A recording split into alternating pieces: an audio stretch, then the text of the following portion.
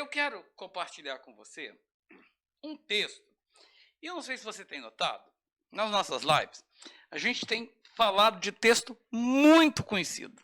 Texto do nosso dia a dia, que a gente já conhece a história, já decoramos, já sempre estamos falando. E aqui eu quero hoje, eu acho que eu vi ali a minha prima, Juliana Gomes. Não sei se é ela. Será que é isso mesmo? Juliana Gomes. Está aí. Não sei. Boa noite, Juliana Gomes.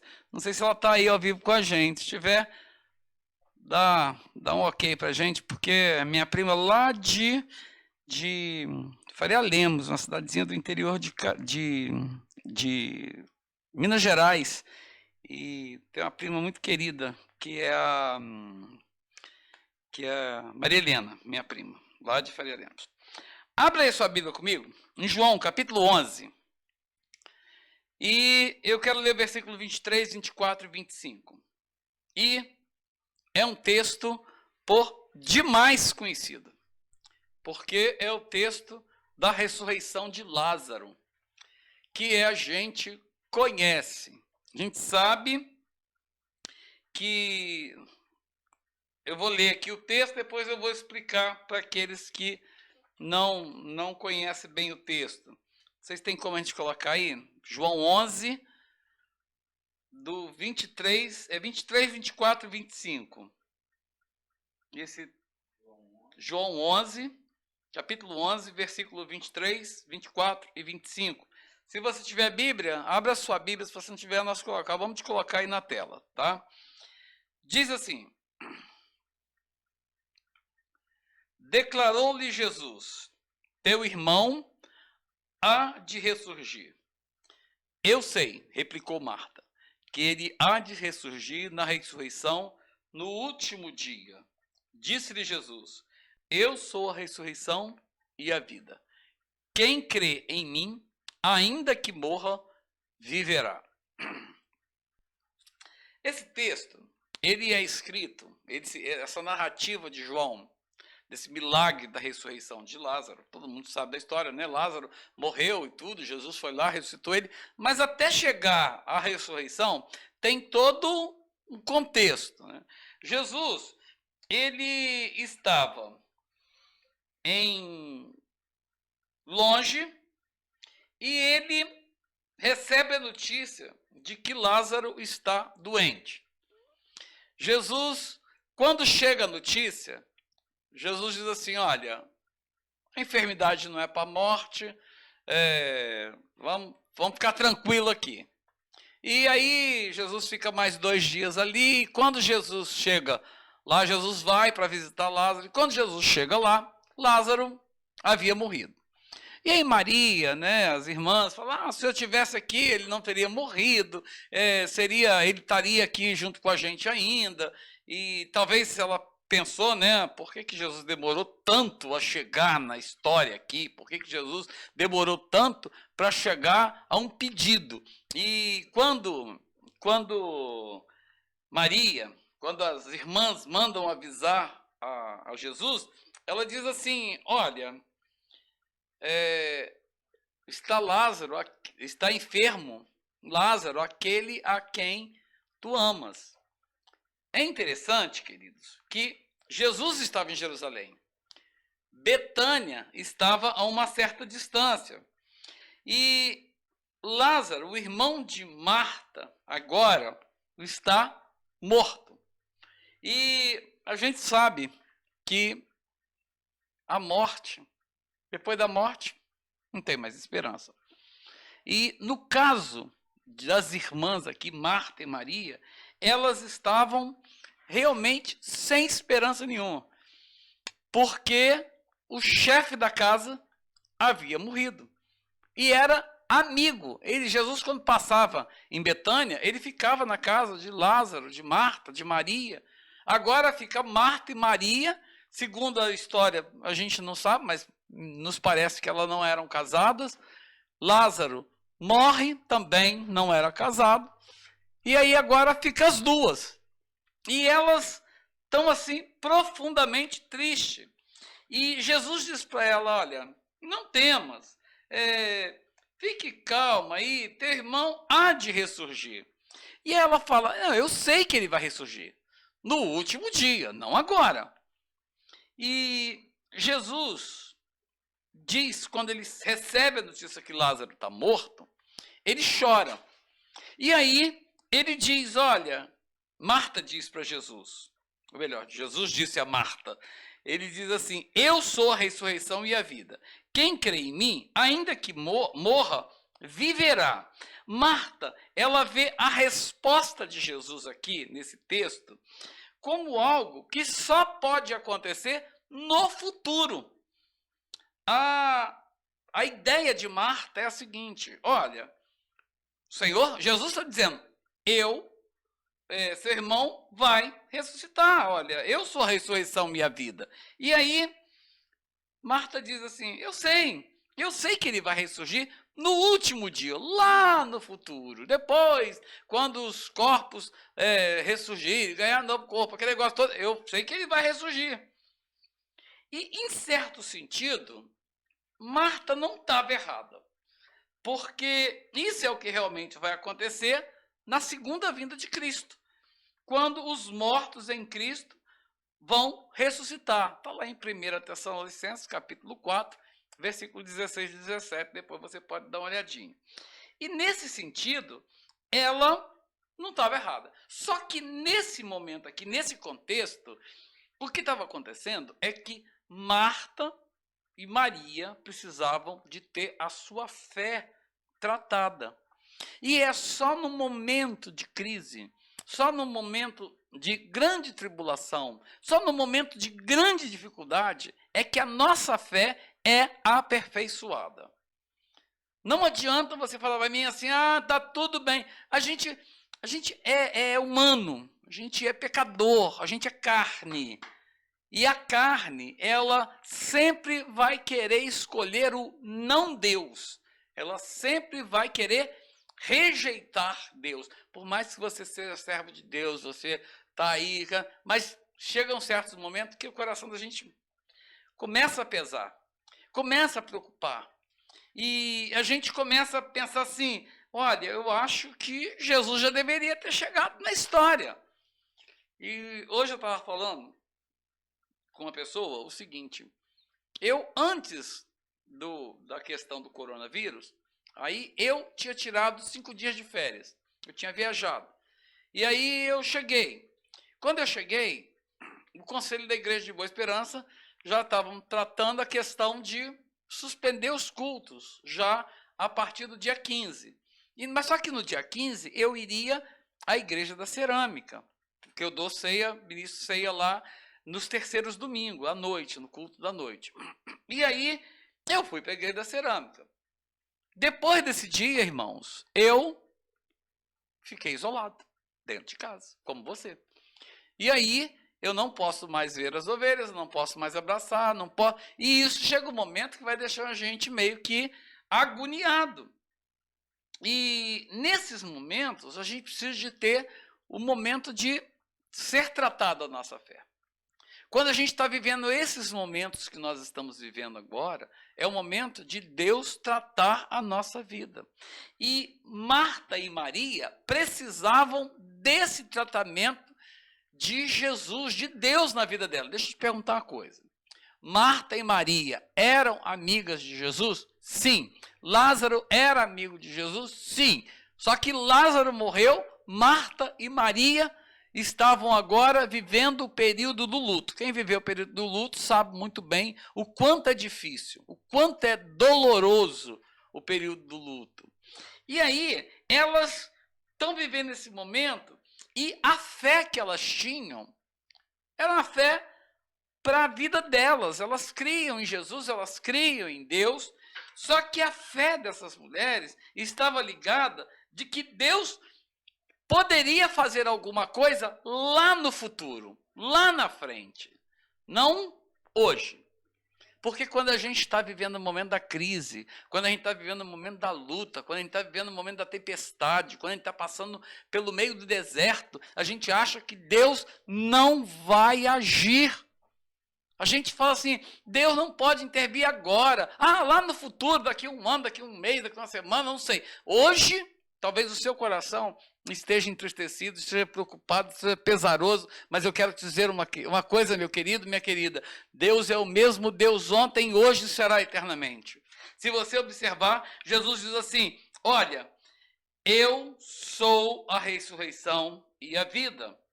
E se vocês observarem, ela diz assim, Lázaro, se o Senhor estivesse aqui, meu irmão não teria morrido. E na cabeça dela, Lázaro ia ressurgir lá no último dia. Lázaro teria que permanecer morto, elas teriam que viver o período do luto, elas teriam que viver o momento da crise e esperar para esse dia chegar. E Jesus não disse, eu serei a ressurreição. Ele disse, eu sou. E quando ele diz eu sou, ele está dizendo assim, eu sou em sua vida. Ele é na minha vida. E é interessante que seja em qual for a situação, ele é o eu sou. Na situação em que você está enfrentando, ele é o eu sou. E quando Marta, que acabara de ver a morte, recebe essa notícia, eu sou a ressurreição e a vida, ela foi impactada.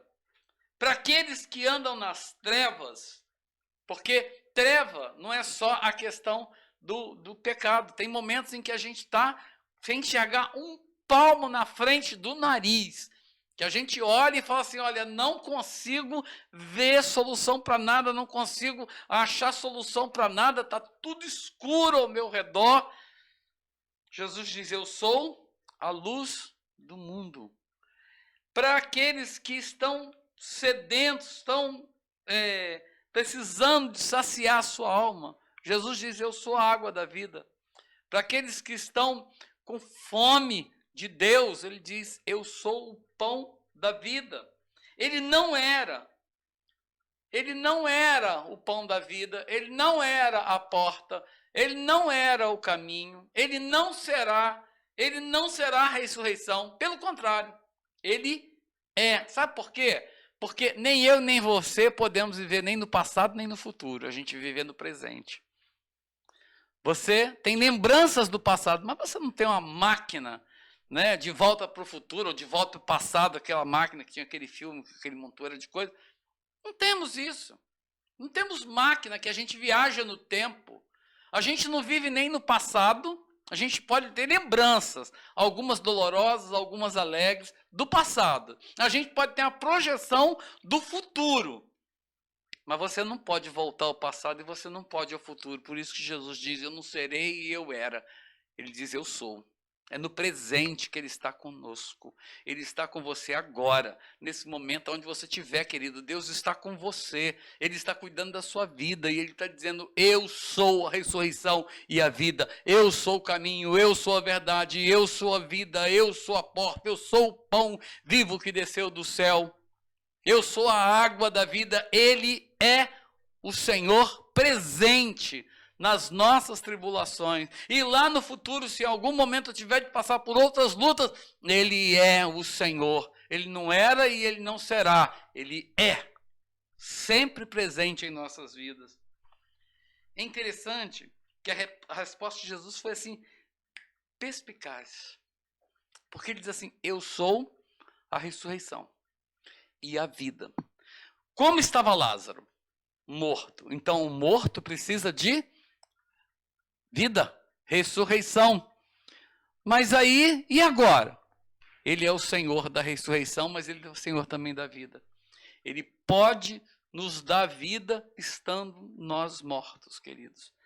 E quando ele diz isso, ele diz, eu sou a ressurreição, eu sou a vida. De maneira que ele faz nos entender que nós vamos viver com Deus, vamos caminhar. Quando Jesus orou fora do túmulo, ele disse assim, olha, tirai aí as ataduras, né, do capítulo 11, do 41 e 42, eles tiraram então a pedra. E Jesus, levantando os olhos do céu, disse, Pai, graças te dou, porque me ouvistes. Eu sabia que sempre me ouves, mas por causa da multidão que está em meu redor, é assim que falei, para que eles creiam que tu me enviastes. Jesus fez o milagre e mostrou. Mas eu devo te fazer uma colocação nessa noite. Em tempos de escuridão, ele sempre será a luz. Em momentos de necessidade, ele vai ser sempre o pão da vida. Em momentos que nós estamos perdidos, sem saber a direção a tomar, ele vai ser sempre o nosso caminho. Ele é o caminho. Quando você está confuso e você não sabe mais em que acreditar, ele diz, eu sou a verdade. Interessante que Lázaro já estava 4 dias morto. E as pessoas podem pensar, Jesus tardou. Não, ele chega na hora certa.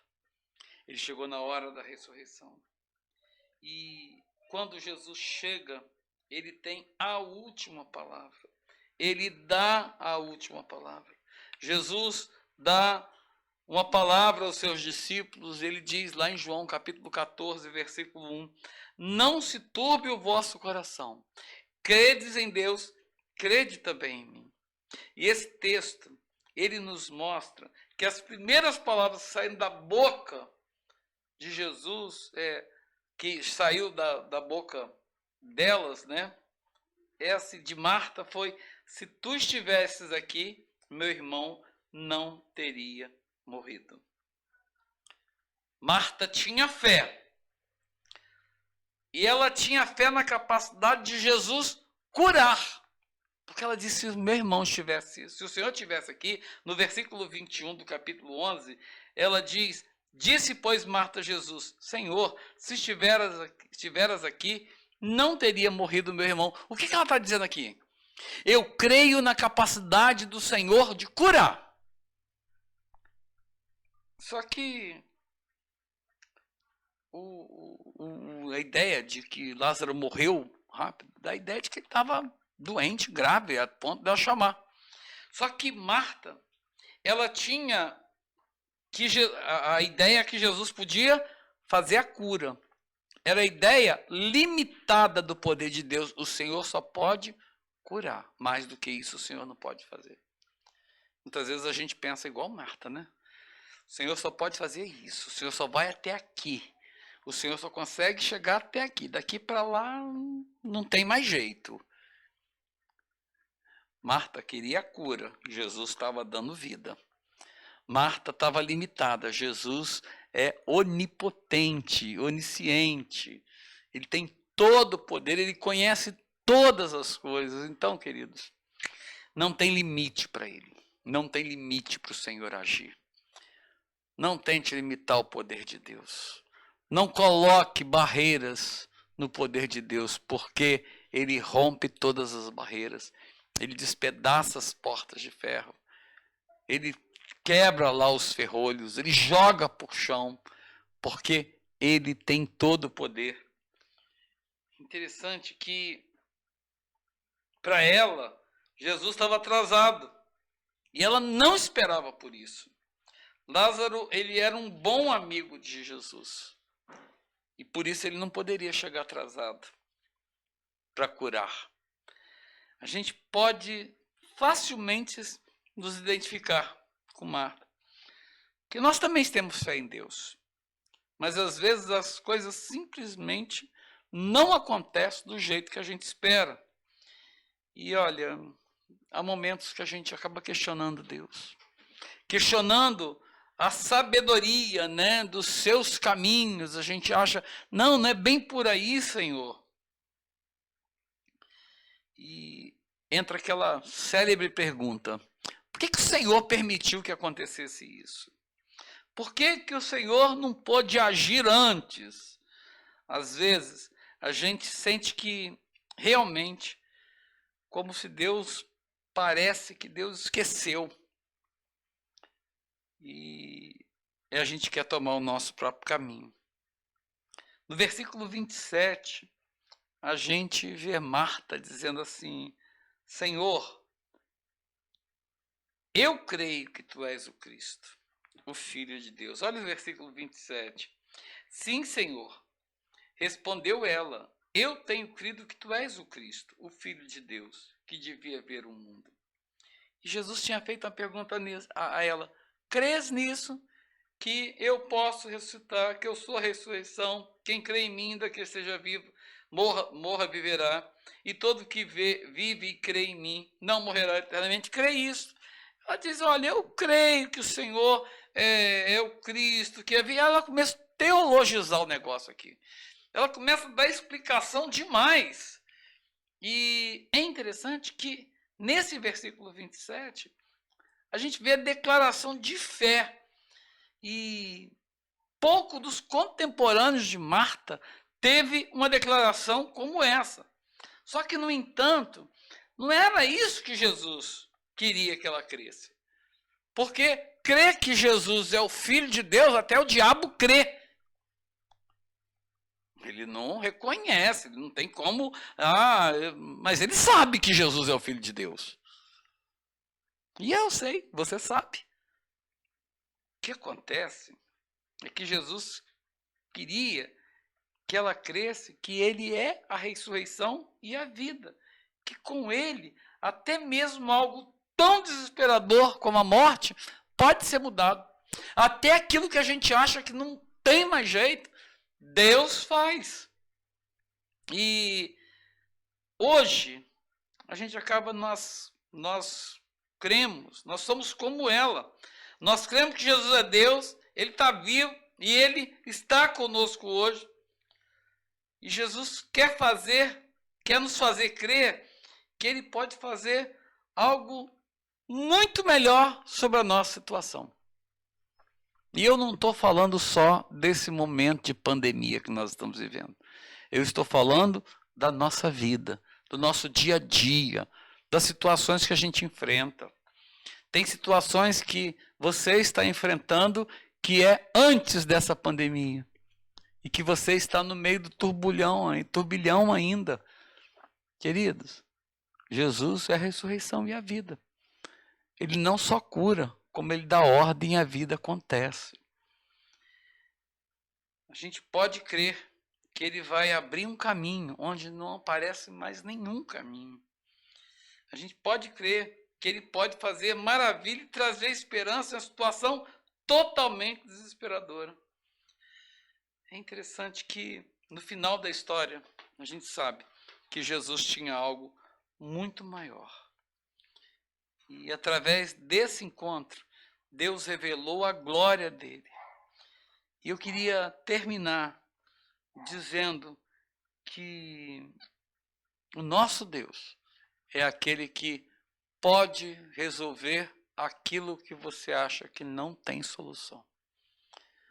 Porque ele é poderoso e ele pode mudar a história. Eu não sei como está, mas eu sei que há situações que a gente passa, que a gente vive e que a gente fica pensando: e agora, Senhor? Como será? Quero te lembrar uma coisa. O Deus que mandou o Filho dele para morrer na cruz do Calvário, por mim e por você. Se, como diz a palavra do Senhor em Romanos capítulo 8, aquele que não poupou o seu próprio Filho, não nos dará juntamente com ele todas as coisas?